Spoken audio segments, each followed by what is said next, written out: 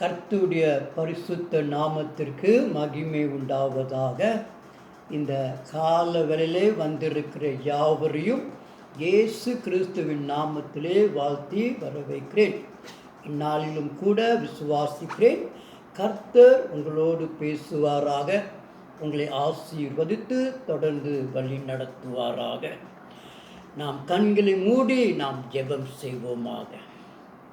இயேசுவே, இந்த கால வேலைக்காக உமக்கு நன்றி. சபை கூடுதல் கூட கடினமாக இருந்தாலும் நீர் இல்லங்களிலே எங்களோடு இருப்பதற்காக உமக்கு ஸ்தோத்திரம். இந்த கால நேரத்தின் செய்தியை நீர் எங்களுக்கு அபிஷேகித்து எங்களோடு பேசும்படியாக எங்களை ஒப்பு கொடுக்கிறோம் ஐயா. எங்களுக்குள் இருக்கிற எல்லா பாவங்களையும் கழுவி நீக்கி சுத்திகரித்து பரிசுத்தத்தோடு உடைய வார்த்தையை நாங்கள் கேட்பதற்கு எங்களை நீர் ஆயத்தப்படுத்துவீராக. அடியை நீ மறைத்தருள்வீராக, நீர் பேசுவீராக. இயேசுவின் நாமம் இந்த கால வேளையிலே மகிமை அடைவதாக. இயேசு மூலம் ஜெபம் கேளும் பிதாவே, ஆமென். வந்திருக்கிற யாவரையும் இயேசு கிறிஸ்துவின் நாமத்திலே மீண்டும் வாழ்த்தி வர வைக்கிறேன்.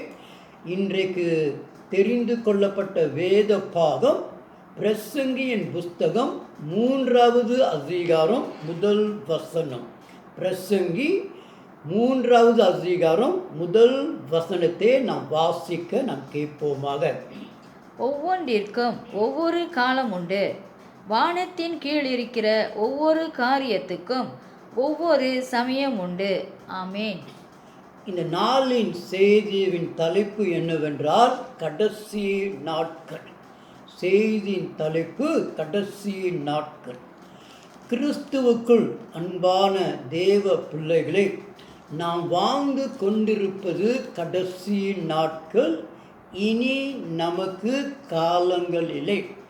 ஆகவே இந்த கடைசி நாட்கள் எப்படிப்பட்ட நாட்களாக இருக்கிறது, நாம் எப்படி வாழ வேண்டும் என்று சொல்லி கர்த்தர் நம்மோடு இந்த கால வேளையிலே நம்மோடு பேசுவாராக.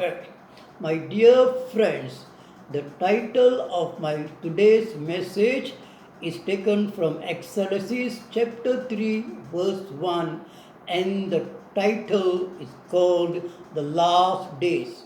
We are living in the last days, and there is no more time or seasons after the last days. So we ought to be very, very careful in living and how we are spending our last days in this season. அன்பான தெய்வ பிள்ளைகளே, கடைசி காலத்திற்கு 3 அஸ்திபாரங்கள் உண்டு. இந்த 3 அஸ்திபாரங்களோ அல்லது தூண்களோ இயேசு கிறிஸ்துவின் மேல் கட்டப்பட்டது. 3 தூண்களிலே இந்த கடைசி காலங்கள் நாட்கள் கட்டப்பட்டிருக்கிறது. அந்த 3ம் இயேசுவின் மேல் கட்டப்பட்டிருக்கிறது. முதலாவது தூண், இயேசு மரித்து விட்டார். 2வது தூண், இயேசு உயிரோடு எழுந்து விட்டார். 3வது தூண், இயேசு மறுபடியும் வருவார். ஆகவே முதலாவது நாம் அறிந்து கொள்ள வேண்டியது என்னவென்றால், இந்த 3 தூண்கள் மேல் இயேசுவின் மேல் இந்த கடைசி நாட்கள் கட்டப்பட்டிருக்கிறது. இயேசு மரித்து விட்டார், இயேசு உயிர்த்து விட்டார், இயேசு மறுபடியும் வருவார். இந்த அஸ்திபாரத்திலே இந்த கடைசி நாட்கள் ஸ்தாபிக்கப்பட்டிருக்கிறது, கட்டப்பட்டு நாம் முதலாவதாக அறிந்து கொள்ள வேண்டும். Dear friends, the foundation for the last days are built on Jesus on 3 principles. The 3 principles are: Jesus has died, Jesus has risen, and thirdly, Jesus is coming back. The last days foundation are the pillars on which Christ said, And it says that Jesus has died, Jesus has risen, and Jesus is coming again. How will be the last days? அன்பான தேவ பிள்ளைகளே, இந்த கடைசி நாட்கள் எப்படி இருக்கும் என்று சொல்லி நாம் அறிந்து கொள்வது அவசியம். கடைசி நாட்கள் எப்படி இருக்கும் என்று சொல்லி நாம் ஆராய்ந்து பார்ப்பது நலமாக இருக்கும். இந்த கடைசி காலங்கள் 5 விதமான நாட்களாக நமக்கு அது காணப்படும். இதை குறித்து நாம் கவனமாக ஆராய்ந்து பார்க்க அவசியம். நாம் ஜீவித்து கொண்டிருக்கிறது கடைசி நாட்கள். இந்த கடைசி நாட்கள் எப்படிப்பட்டது என்று சொல்லி முதலாவது நாம் அறிந்து கொள்ள வேண்டும். முதலாவதாக இந்த கடைசி நாட்கள் நிறைவேறுகிற நாட்களாக இருக்கிறது. கடைசி நாட்கள் நிறைவேற்றுகின்ற நாட்களாக இருக்கிறது. அதற்கு அடிஸ்தலம் எபிரியர் 1 வசனங்கள் 1-2. எபிரியர் 1 வசனங்கள் 1-2 நாம் பார்க்கும் பொழுது இந்த கடைசி நாட்கள் நிறைவேற்றுகின்ற நாட்களாக இருக்கிறது. வாசிக்க நாம் கேட்போமாக. பூர்வ காலங்களில் பங்கு பங்காகவும் வகை வகையாகவும் தீர்க்கதரிசிகள் மூலமாய் பிதாக்களுக்கு திருவுளம் பற்றின தேவன் இந்த கடைசி நாட்களில் குமாரன் மூலமாய் நமக்கு திருவுளம் பற்றினார். இவரை சர்வத்துக்கும் சுதந்திரவாளியாக நியமித்தார். இவரை கொண்டு உலகங்களையும் உண்டாக்கினார். தேவ பிள்ளைகளே, ஆண்டவர் மனிதனோடு பல விதத்தில் பல கோணத்திலே பேசுகிறே நாம் பார்க்கலாம். யாத்திராகமம் 3 வசனத்திலே முள் செடியிலிருந்து ஆண்டவர் மோசேயோடு பேசினார். 1 சாமுவேல் 3 வசனத்திலே மெல்லிய சத்தத்தினாலே ஆண்டவர் பெயர் சொல்லி சாமுவேலோடு பேசினதே நாம் பார்க்கலாம்.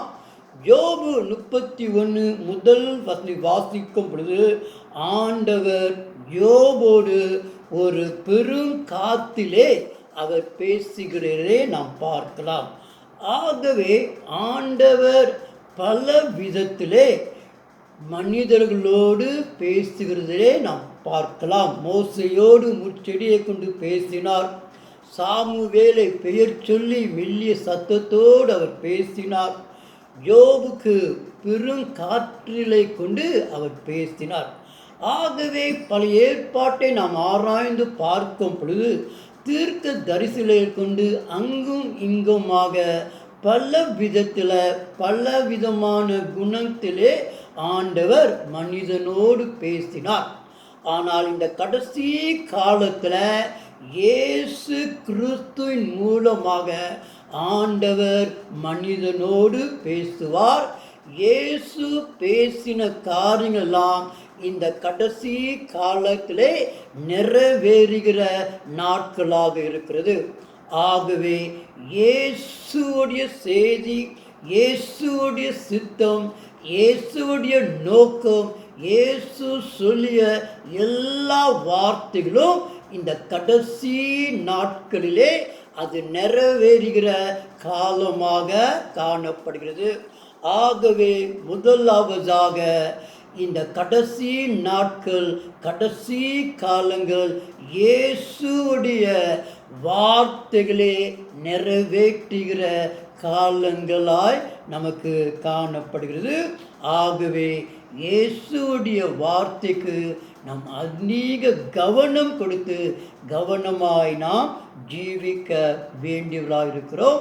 கிறிஸ்துவின் சித்தம் எல்லாரும் மனம் திரும்பி ராஜ்யத்திற்குள் பிரவேசிக்க வேண்டும். ஆகவே இந்த கடைசி நாட்கள் ஆண்டவராகிய இயேசு கிறிஸ்துவுடைய வார்த்தைகள் நிறைவேறி கொண்டிருக்கிற நாட்களாக காணப்படுகிறது. Firstly, the last days are days of fulfillment. As we can read in Hebrews chapter 1, verses 1 and 2. God speaks to man in many ways. In Exodus chapter 3, verse 2, God spoke to Moses through a burning bush. In 1 Samuel chapter 3, verse 4, God called Samuel by a small, still voice. And in Job 38, in the first verse, God spoke to Job through a whirlwind. Therefore, we can see God speaks to man in many ways. In the Old Testament, God used a lot of prophets to prophesy His word.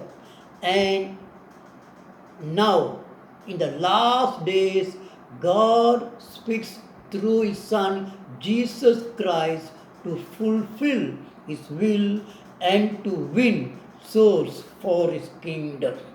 So, firstly, the last days are called days of fulfillment, and in the last days, the will of Jesus, the will of God is being done. இரண்டாவதாக அன்பான தேவ பிள்ளைகளே, இந்த கடைசி நாட்கள் எச்சரிப்பின் நாட்கள்.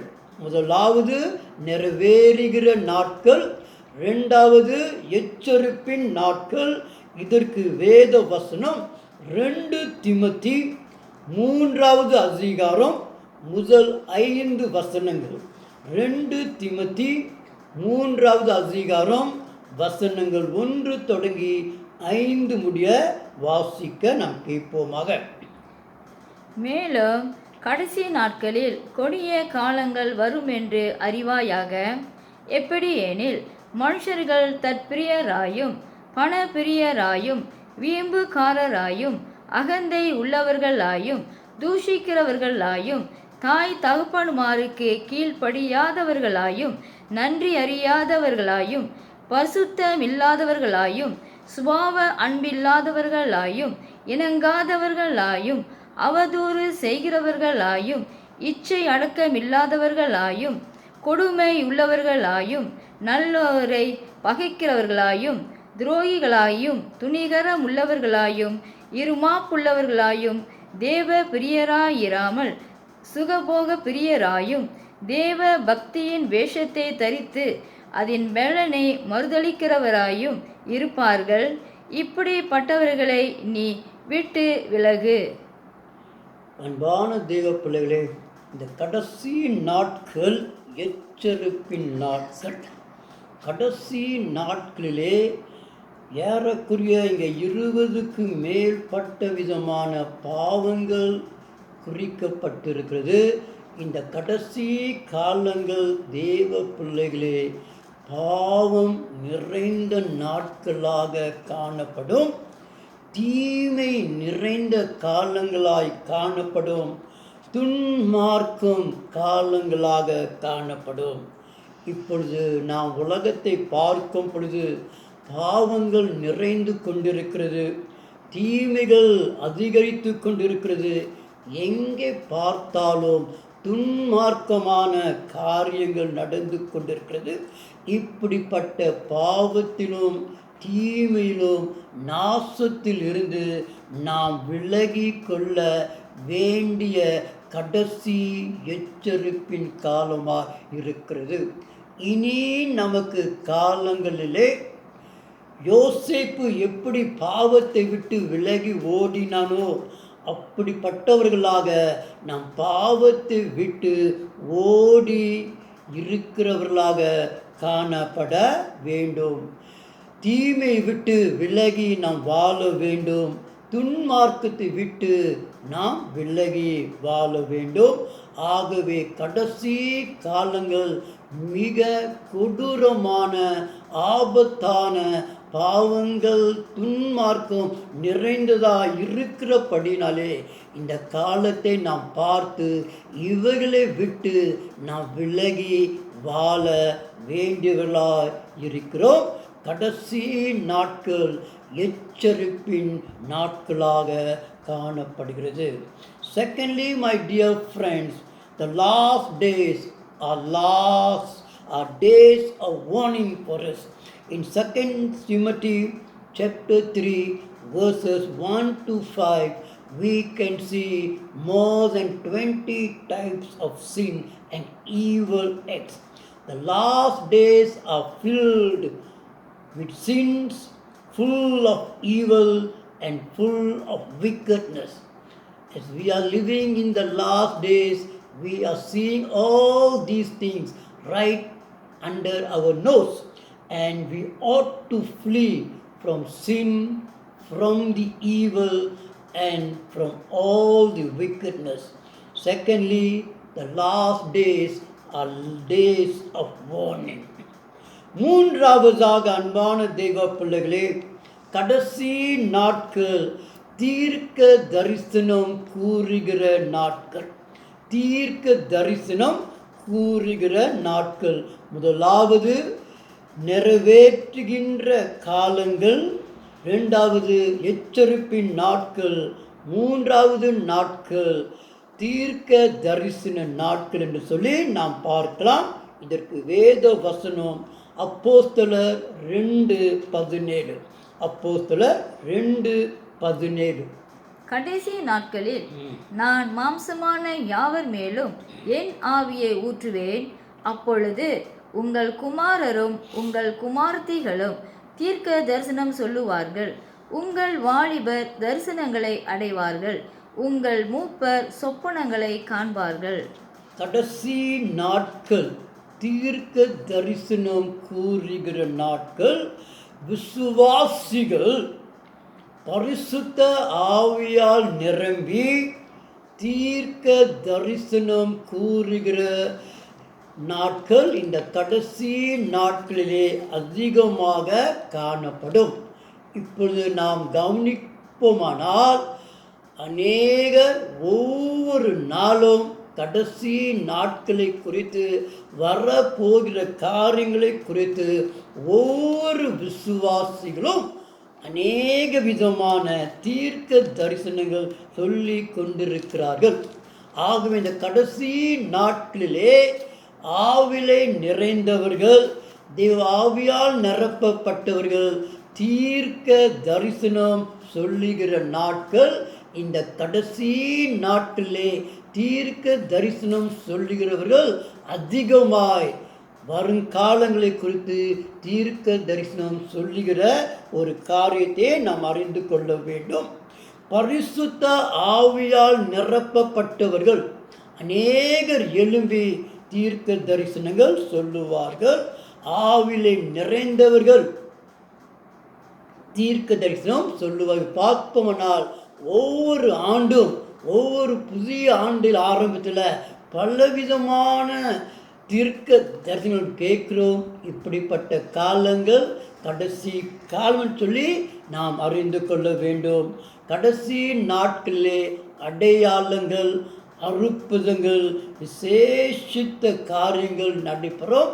அது இப்பொழுது நடந்து கொண்டிருக்கிறது. அநேக நீதிமான்கள் தீர்க்க தரிசனம் சொல்லி கொண்டிருக்கிறார்கள். நம் மத்தியிலே அடையாளங்கள், அற்புதங்கள், ஆச்சரியமான காரியங்கள், எதிர்பாராத காரியங்கள் நடந்து கொண்டிருக்கிறது. விசேஷமாக வாதை நிறைந்த நாட்களிலே இது காணப்படும் என்று சொல்லி இயேசு சொல்லியிருக்கிறார். ஆகவே கடைசி நாட்களே அவருடைய வருகை குறித்தும் எதிர்காலத்தை குறித்து தீர்க்க தரிசனங்கள் நிறைந்திருக்கும் என்று சொல்லி இந்த கடைசி நாட்களிலே காணப்படும். Thirdly, the last days will be days of prophecies, as we can read in Acts chapter 2 verse 17. In the last days, every believer will be filled with the Holy Spirit, and they will prophesy the future. Prophecies will fill the hearts of the believers, and today we can see a lot of prophecies being prophesied for the coming of Christ. and also signs, wonders, and miracles will take place. We can see signs, miracles, and now we are experiencing the epidemic of corona. All these things will take place, and these are the days when the believers will be filled with the Holy Spirit, and we will hear a lot of prophecies. So the last days we will be hearing a lot of prophecies, and this is the last days as we can understand and know. நான்காவதாக அன்பான தெய்வ பிள்ளைகளே, கடைசி நாட்கள் அநீதி நிறைந்த நாட்களாக காணப்படும். நாம் யாக்கோபு 5:3 வாசித்து பார்க்கும் பொழுது கடைசி நாட்கள் அநீதியான காலங்கள் காணப்படும். யாக்கோபு 5:3. உங்கள் பொன்னும் வெள்ளியும் துருப்பிடித்தது, அவைகளுள்ள துரு உங்களுக்கு விரோதமாக சாட்சியாயிருந்து அக்கினியைப் போல உங்கள் மாம்சத்தை தின்னும். கடைசி நாட்களிலே பொக்கிஷத்தை சேர்த்தீர்கள். நான்காவதாக கடைசி நாட்கள் அநீதியான காலங்கள் சொல்லி இங்கே யாக்கோபு 5வது அதிகாரம் 3வது வசனத்திலே அவர் சொல்லுகிறார். கடைசி நாட்கள் சுயத்தை மகிமைப்படுத்துகிற நாட்கள் காணப்படும். மனிதர்கள் தன்னையே அவர்கள் புகழ்ந்து மேன்மைப்படுத்தவும் புகழுக்கும் வல்லமைக்கும் அவர்கள் போராடுகிற நாட்கள், அந்தஸ்துக்கு அவர்கள் சுயத்திற்கென்று அவர்கள் வாழ்கிற நாட்களாக காணப்படும். அதே போல ஐஸ்வர்யத்தையும் பண ஆசை நிறைந்தவர்களாக அவர்கள் சம்பாதிக்கிற முறையை தேடி பலவிதமான பொல்லாப்பான காரியங்களே செய்கிறவர்களாக இருப்பார்கள். பண ஆசை, உலக ஆசை, இப்படிப்பட்ட ஆசை, உலகத்தின் மேல் ஆசை உள்ள ஜனங்களாக காணப்படுவார்கள். ஜனங்கள் அநீதியாய் வாழ்கிற வாழ்க்கை அதிகமாக இந்த கடைசி நாட்களிலே காணப்படும்.